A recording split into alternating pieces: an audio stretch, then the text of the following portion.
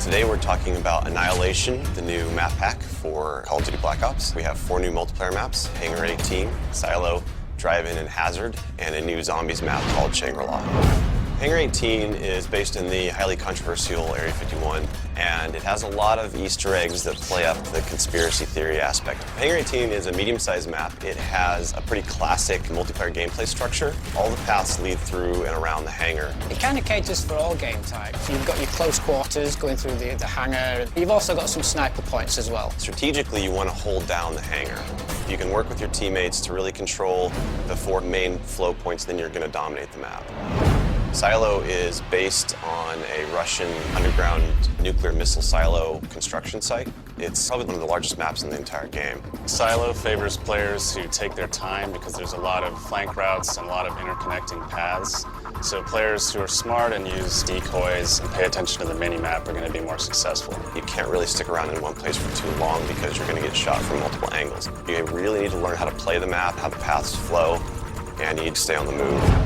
Nuketown was a really hugely successful and popular map with Black Ops, and we wanted to do another map in the DLC that kind of emulates that style of gameplay. Drive-In's a fairly small map, but it does have a variation of battles. You've got the wide open area in the middle, the actual Drive-In itself, but then you do have close quarter battles down the side. So Hazard was inspired by one of our World at War maps called Cliffside, but it's a complete reimagining of it. We've actually turned it into a golf course. It's a great level. Hazard is probably one of the only maps in the game that focuses almost exclusively on long-distance engagements, and the long-range snipers and LMG gunners and assault rifle guys are going to have an advantage. You're definitely going to want to avoid the fairway if you're not a sniper and stick to the edges of the map where there's some more intense choke points and medium-range engagements.